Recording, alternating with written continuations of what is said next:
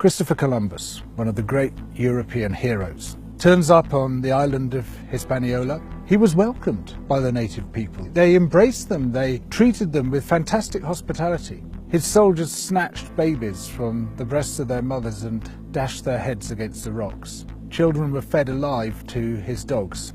Women's breasts were cut off.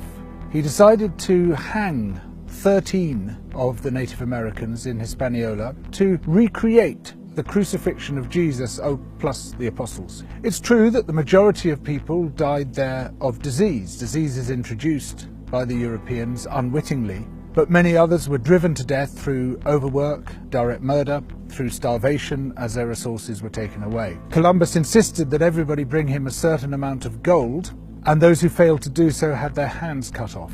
Some were sent back to their villages with their hands and their noses tied around their necks, having been amputated by his soldiers. And what he did there set the pattern for the genocidal extermination of almost all the Native American peoples. 100 million before Columbus made landfall.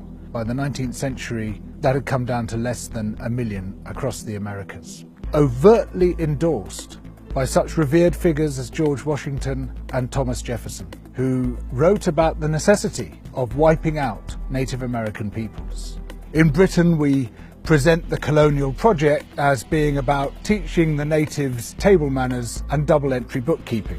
In India, the British manufactured a famine in the 1870s, out of nothing. There were food surpluses, massive amounts of food, but the governor, Lord Lytton, insisted that this food be exported wholesale to Britain. The ensuing starvation killed at least 12 million people, possibly as much as 29 million people. All relief works were banned except for hard labour in labour camps, where the inmates received the same rations as the inmates of Buchenwald, and where there was a 94% death rate per year. This was all done in the name of liberal free market capitalism. Of course, the British did something similar in Ireland. In Kenya, soon after the Second World War, there was an uprising by the Kikuyu people who wanted their land back. The Kikuyu were herded into concentration camps and fortified villages, almost the entire population of over 1 million people. People were systematically tortured to death. They invented a new kind of pliers whose purpose was first to crush men's testicles and then to cut them off.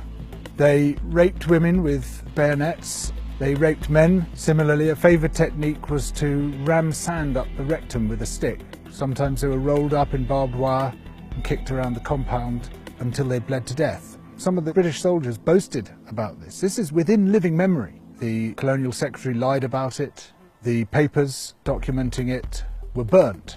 The impact of the rich and powerful nations has been so phenomenally murderous and destructive that it has been completely airbrushed from our national consciousness. In order to justify the land-grabbing colonial projects, you had to create an ideology. We, the Europeans or the Americans, have come to rescue the rest of the world from its depravity and backwardness. But in order to do that, you have to be able to demonstrate that the rest of the world is depraved and backward. From this arose the racism that is still with us today. It was a necessary component of the colonial project. Some people might claim, well, okay, we broke a few eggs to make this omelette. It's as if all those human beings were eggs. But look at the omelette. Isn't it fantastic? Look, we made this fantastic omelette. Forget about all that unpleasant stuff and let's just celebrate where we are. Where we are is a continuation of the project. We commodified people's land and people's labour and turned it into our property. We're also destroying the rest of the living world alongside it. We don't have to be like this. We are the same human beings as anybody else. We're all part of the same big human family. We just have to recognise that, accept that. And of course, within Western countries, there are plenty of brilliant people resisting colonisation, both internal colonisation within our own countries and external colonisation of other people's countries. These are the voices which must come to the fore, those who emphasise altruism and kindness and generosity and empathy for others, those who recognise that skin colour And any other difference of language, of religion, of background is completely irrelevant by comparison to what we share, which is our humanity.